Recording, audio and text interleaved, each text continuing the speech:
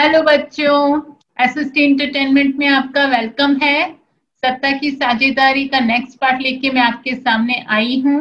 ये आपको मैप दिख रहा है, ये मैप है बेल्जियम का मैप है। बेल्जियम जो यूरोप का एक छोटा सा देश है, उसके बारे में मैंने आपको फर्स्ट पार्ट में बताया था। ये ऐसे रफली मैं थोड़ा सा बना देती हूँ। ये देखिए, बेल्जियम के दो पार्ट हैं। एक स्टेट ये आपका फ्लैमिश, ये वाला इलाका फ्लैमिश है, ठीक है। और दूसरा इलाका आपको बिल्कुल पता होगा, वेलोनिया है। दूसरा इलाका वेलोनिया है। और फ्लैमिश इलाके में डच भाषा के लोग ज्यादा रहते हैं, डच भाषी लोग ज्यादा हैं। आपको बताया था डच भाषी 59% है। और वेलोनिया में फ्रेंच भाषी लोग ज्यादा हैं, इनकी संख्या 40% है। और ये जो कैपिटल है, कैपिटल का नाम है ब्रुसेल्स। ये कैपिटल एक छोटी सी कैपिटल है, ठीक है, ये ब्रुसेल्स है। और आपको बाकी 1% जो है जर्मन भाषी के लोग हैं, जो आपके इधर थोड़ी सी इस एरिया में, ये आपके करीब इस एरिया में जर्मन भाषी लोग 1% के करीब रहते हैं, ठीक है। अब आपको ये बताया था कि जैसे जैसे क्या हुआ, इकोनॉमिक डेवलपमेंट हुआ, यानी कि आपकी बेल्जियम जैसे जैसे आगे डेवलपमेंट करता गया, ये इकोनॉमिक डेवलपमेंट सपोज करो हो रहा है, तो ये आर्थिक विकास के साथ साथ कुछ चेंजेस आते हैं। और क्या चेंजेस आए कि डच भाषी लोग हैं, उन्होंने भी इकोनॉमिक डेवलपमेंट में देखा कि उनकी भूमिका कम है, और इन्होंने बुक्स को पढ़ा, एजुकेशन लेना स्टार्ट किया। तो एजुकेशन के साथ साथ उनको भी लगा कि हमारी भी क्या होनी चाहिए, सरकार में भागीदारी होनी चाहिए। ये आर्थिक विकास और शिक्षा का असर था, जिसका असर किस पे पड़ा, डच भाषी लोगों पे पड़ा। और डच भाषी लोगों ने क्या किया, फिर डिमांड करनी शुरू करी कि हमें भी फ्रेंच भाषा के समान सरकार में भागीदारी चाहिए। इसका सारा असर डच भाषी लोगों पे पड़ा था और उन्होंने मांग करनी शुरू कर दी। आपस में संघर्ष शुरू हो गया था। किसके बीच में संघर्ष शुरू हो गया, डच भाषी और फ्रेंच भाषी लोग। यानी कि ये समझ लो कि आपका ये जो फ्लैमिश इलाका है और ये आपका जो वेलोनिया वाला क्षेत्र है, इनमें आपस में तनातनी शुरू हो गई, आपस में संघर्ष शुरू हो गया, क्योंकि इनको भी लग रहा था कि इनकी भी भागीदारी होनी चाहिए। तो आपस में इनमें झगड़ा स्टार्ट हो गया, ये झगड़ा स्टार्ट हो गया है दोनों में, ठीक है। इसकी वजह से फिर क्या हो सकता था कि बेल्जियम दो टुकड़ों में बढ़ सकता था। ऐसे दो टुकड़े इसके हो सकते थे, और यदि ये दो टुकड़े हो जाते, एक छोटा सा हरियाणा जितना बेल्जियम जो है वो दो टुकड़ों में बंट जाता, और इससे कितनी बड़ी प्रॉब्लम हो जाती। तो बेल्जियम ने क्या किया, एक समझदारी दिखाई, क्योंकि शुरू में जब झगड़ा हो गया तो बेल्जियम बड़ा ही उदास हो गया। उसे लगा कि क्या करें समझ नहीं आ रहा था। तो वो ये सोचा कि इसका कुछ हल तो निकालना पड़ेगा, नहीं तो बेल्जियम दो टुकड़ों में बंट जाएगा। और दो टुकड़ों में बंट जाएगा तो फिर क्या होगा कि एक छोटा सा कंट्री डिवाइड हो जाएगा और ज्यादा प्रोग्रेस नहीं कर पाएंगे। तो बेल्जियम ने फिर क्या दिखाई, समझदारी दिखाई। क्या थी वो बेल्जियम की समझदारी, उसी की बात करते हैं। और समझदारी का क्या नतीजा आया कि बेल्जियम दो टुकड़ों में बंटने से बच गया। तो उसी समझदारी की हम आपको बताते हैं कि बेल्जियम ने संविधान में किए 4 संशोधन। किसमें, संविधान के अंदर 4 संशोधन किए। संशोधन का मतलब क्या होगा कि कुछ बदलाव करे उसने संविधान के अंदर, और उस संविधान के अंदर जो संशोधन हुए उससे क्या उसने किया। सबसे पहली बात, बेल्जियम की एक केंद्र सरकार थी और केंद्र सरकार में मंत्री होते हैं, उन मंत्रियों की संख्या बराबर कर दी। बराबर मीन्स डच भाषा और फ्रेंच भाषा के मंत्रियों की संख्या बराबर होगी, यानी जितने डच भाषा के मंत्री होंगे उतने ही फ्रेंच भाषा के मंत्री होंगे। कहाँ पे? केंद्र सरकार में डच भाषा के मंत्री बराबर फ्रेंच भाषा के मंत्री। इसका मतलब कि केंद्र सरकार में मंत्रियों की संख्या समान हो गई। ये एक बहुत बड़ा चेंज था। हालांकि केंद्र सरकार में क्या स्थिति थी कि केंद्र सरकार में जो है आपके फ्रेंच भाषी लोगों की संख्या ब्रुसेल्स में ज्यादा थी ना, और डच भाषी संख्या की कम थी। लेकिन उन्होंने इस तरह के चेंजेस करे कि नहीं, अब यहाँ पे यही होगा कि फ्रेंच भाषी और डच भाषी लोगों की संख्या बराबर रहेगी। एक बहुत बड़ा इन्होंने ये चेंजेस किया और कहा कि कुछ विशेष कानून तभी बन पाएंगे जब दोनों भाषा समूह के जो सांसद होंगे उनका बहुमत उस कानून के पक्ष में होगा। इस प्रकार किसी एक समुदाय के लोग एक तरफा फैसला नहीं कर सकते। और इसके अलावा जो चेंजेस हुए उसमें उन्होंने क्षेत्रीय सरकार में, यानी कि क्षेत्रीय सरकार का मतलब क्या हो गया कि जो स्टेट हैं, स्टेट तो 2 हैं, फ्लैमिश और वेलोनिया, ये दोनों स्टेट में उन्होंने कहा कि जिनकी संख्या ज्यादा है उन्हीं की सरकार बनेगी। यानी केंद्र सरकार की अनेक शक्तियां देश के 2 इलाकों की क्षेत्रीय सरकार फ्लैमिश और वेलोनिया को सौंप दी गई। यानी राज्य सरकारें अब केंद्र सरकार के अधीन नहीं होगी। इसका मतलब फ्लैमिश और वेलोनिया क्षेत्र अपना अपना स्वतंत्र हो गया। किस एरिया में? वैसे तो जुड़े हुए पूरा बेल्जियम, बट उनकी अपनी सरकार। तो फ्लैमिश में कौन सी भाषा की सरकार बन गई? फ्लैमिश में बन गई है डच भाषा की सरकार बन गई है। यहाँ पे बन गई है डच भाषा की सरकार, डच भाषी लोगों की। और वेलोनिया में बन गई फ्रेंच भाषी लोगों की सरकार बन गई। इस तरह से आप देखिए कि क्षेत्रीय सरकार बना दी और क्षेत्रीय सरकार को केंद्र सरकार से स्वतंत्र कर दिया। और चौथी बात उन्होंने बनाई कि सामुदायिक सरकार का गठन हो। सामुदायिक सरकार का मतलब कि ऐसी सरकार जो कि उस भाषा संस्कृति को बनाए रखे।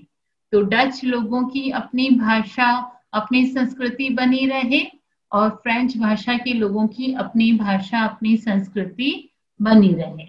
तो इस तरह से अपनी संस्कृति, शिक्षा और भाषा से संबंधित जो भी मसले, अपनी शिक्षा, भाषा और संस्कृति से संबंधित जो भी मसले होंगे उनको सामुदायिक सरकार ही हल करेगी। इस तरह से डच लोग कहीं भी रहते हो, फ्रेंच भाषी लोग कहीं भी रहते हो, उनकी अपनी अलग सरकार होगी। ठीक है। और ब्रुसेल्स में अलग सरकार होगी। ब्रुसेल्स में अलग सरकार का मतलब कि जो ब्रुसेल्स कैपिटल है उसमें अलग सरकार है और उसमें दोनों समुदाय का समान प्रतिनिधित्व कर लिया गया। तो इस तरह से राजधानी में समान प्रतिनिधित्व हो गया था। तो ये सारे चेंजेस करने के बाद क्या स्थिति आ गई कि बेल्जियम जो है वो आपका बचा रहा, वो टूटा नहीं। यही बेल्जियम की समझदारी थी। इसे ही क्या कहेंगे? आप बेल्जियम का मॉडल भी कह सकते हैं, या बेल्जियम ने सत्ता की साझेदारी को कैसे अपनाया, ये बात आप इसमें बता सकते हैं। ये सत्ता की साझेदारी है, यानी जो पावर है उसको उन्होंने बांट दिया। और इस तरह से फ्लेमिश और वैलोनिया में जो ये झगड़ा था, वो झगड़ा अब खत्म हो गया और उनमें आपस में क्या हो गई, दोस्ती हो गई। इन्होंने अपना हाथ मिला लिया। ठीक है, तो ये झगड़ा अब जाके दोस्ती में बदल गया। इस तरह से उनमें आपस में दोस्ती हो गई और शांति की स्थापना हो गई पूरे बेल्जियम में। तो इसीलिए अब देखिए, एक छोटा सा देश बेल्जियम, उसकी बात आपके एनसीईआरटी में क्यों की जा रही है कि इन्होंने अपने मसले को कितनी समझदारी से हल किया। ठीक है, और इतनी समझदारी से हल किया कि पूरे यूरोप में एक मिसाल कायम कर दी। और इसी बात का फायदा बेल्जियम को मिला। क्या फायदा मिला कि जब यूरोपीय देशों ने साथ मिलकर के यूरोपीय संघ बनाने का फैसला किया, तो बेल्जियम की राजधानी ब्रुसेल्स को ही उसका यूरोपीय संघ का मुख्यालय बना दिया गया।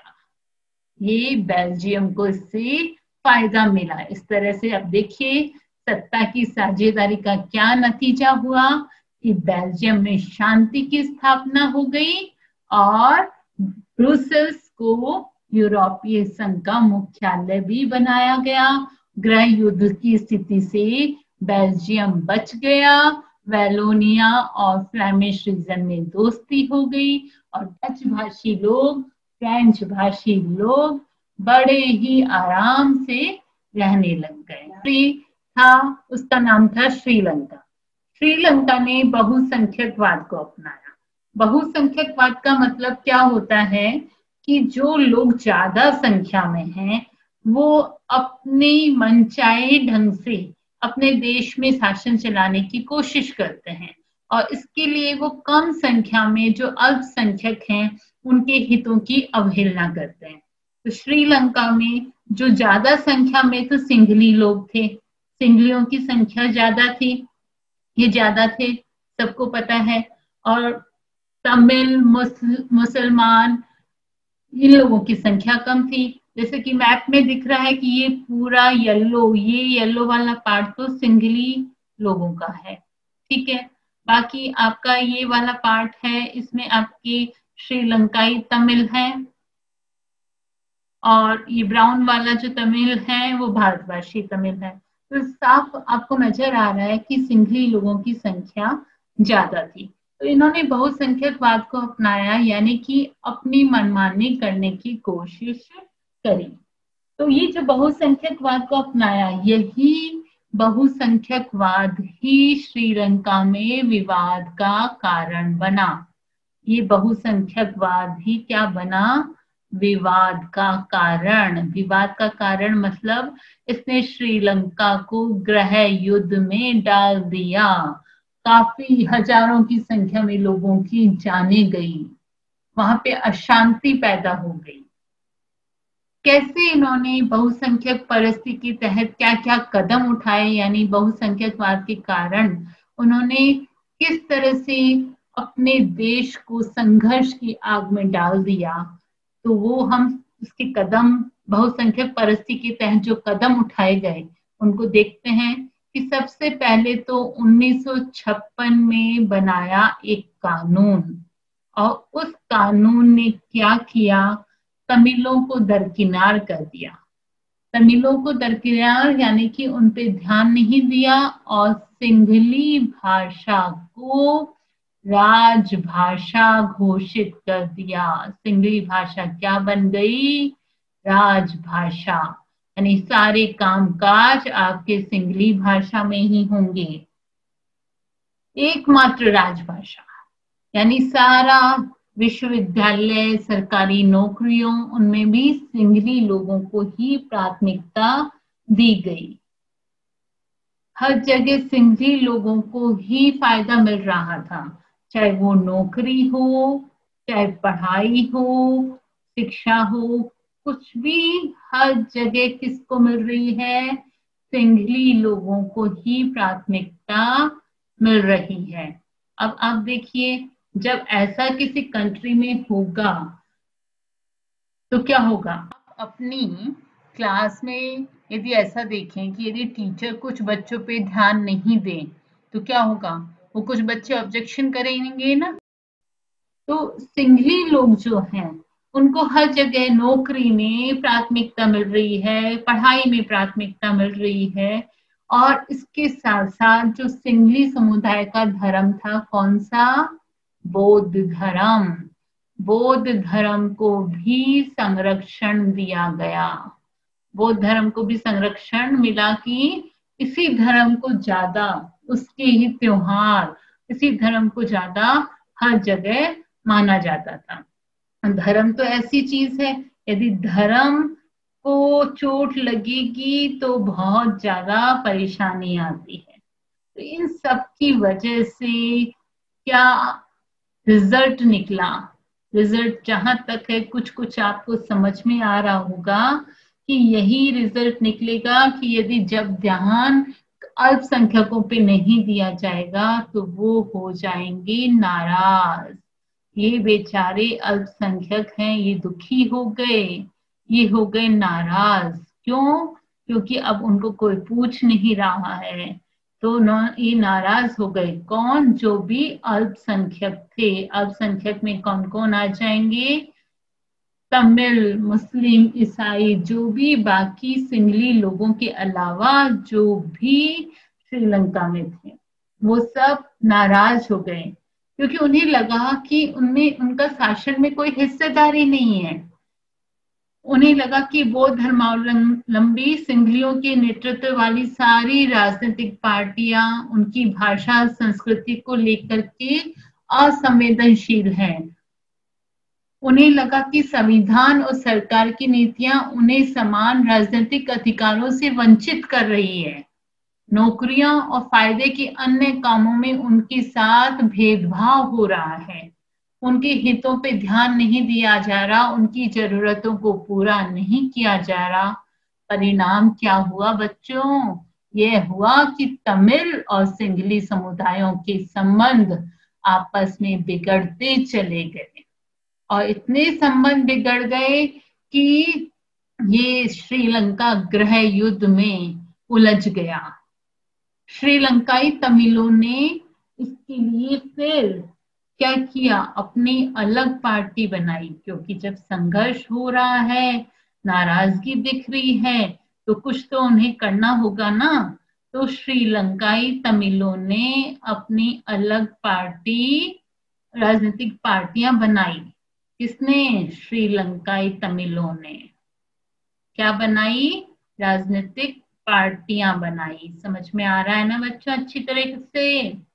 और इन राजनीतिक पार्टियां जो उसने बनाई और तमिल को कहा कि तमिल को राजभाषा, क्षेत्रीय स्वायत्तता हासिल करने और शिक्षा और रोजगार के समान अवसरों की मांग के लिए उन्होंने संघर्ष किया कि तमिलों को भी राजभाषा, तमिल को भी राजभाषा बनाई जाए, उन्हें भी रोजगार में समान अवसर मिले। लेकिन तमिलों की आबादी और इलाके की स्वायत्तता की उनकी मांगों को क्या कर दिया गया? नकार दिया गया। उनकी जो भी मांगे थी उन मांगों को नकारा, माना नहीं गया। ठीक है, तो ये परेशानी धीरे धीरे और बढ़ गई और बढ़ गई। बाद में 1980 के दशक तक उत्तर पूर्वी श्रीलंका में किस चीज की मांग हुई? उत्तर पूर्व श्रीलंका, क्योंकि संघर्ष जब बढ़ता जाएगा तो कुछ ना कुछ तो इसका निकलेगा रिजल्ट। तो स्वतंत्र तमिल इलम की मांग उठी। स्वतंत्र तमिल इलम का मतलब क्या है? इलम मतलब सरकार होती है। इलम को सरकार, वहां पे भाषा में इलम मतलब सरकार होता है। तो स्वतंत्र तमिल इलम की मांग उठी और इसके लिए संगठन बने, राजनीतिक संगठनों का निर्माण होना शुरू हो गया कि भाई हमारा तो अलग से तमिल इलम बनना चाहिए। श्रीलंका में ये दो समुदायों के बीच में इतना ज्यादा अविश्वास हो गया कि बड़े टकराव में ये परिवर्तित हो गया, और ये टकराव अंततः हम क्या कहेंगे, गृह युद्ध में परिणत हो गया। ये टकराव गृह युद्ध में बदल गया। इस तरह से दोनों पक्षों में ये जब गृह युद्ध हुआ तो हजारों लोग मारे गए। इसका परिणाम क्या हुआ गृह युद्ध का, कि जनधन की हानि। जनधन की हानि मतलब लोग मारे गए इसमें, और अनेक परिवार अपने मुल्क से भाग करके शरणार्थी बन गए, यानी कि दूसरी जगह चले गए। लोग वहां से चले गए, छोड़ गए श्रीलंका को, दूसरी जगह शरणार्थी बन गए। कईयों की रोजी रोटी छिन गई, रोजगार चला गया उनका, मतलब बहुत ज्यादा परेशानी हुई। इस तरह से आपको ये दोनों, जो बेल्जियम और श्रीलंका की कहानी से क्या समझ में आ रहा है कि बेल्जियम ने तो बड़ी ही समझदारी दिखाई। किस लिए समझदारी दिखाई, कि उसने अपनाया, सत्ता की साझेदारी को अपनाया था, और यही उसकी समझदारी थी। इसे ही बेल्जियम मॉडल कहा जाता है, और इसी वजह से शांति हुई। बहुसंख्यकवाद को अपनाया और वही विवाद का कारण बना, और विवाद का कारण बनने की वजह से श्रीलंका जो है बड़ा ही परेशान हुआ और गृह युद्ध में डूब गया। समझ में आ गया अच्छी तरह से? तो इसका मतलब सत्ता की साझेदारी एक देश में शांति स्थापित करने के लिए बहुत ज्यादा जरूरी है। आज के लेक्चर के नोट्स दिखाओ मैम।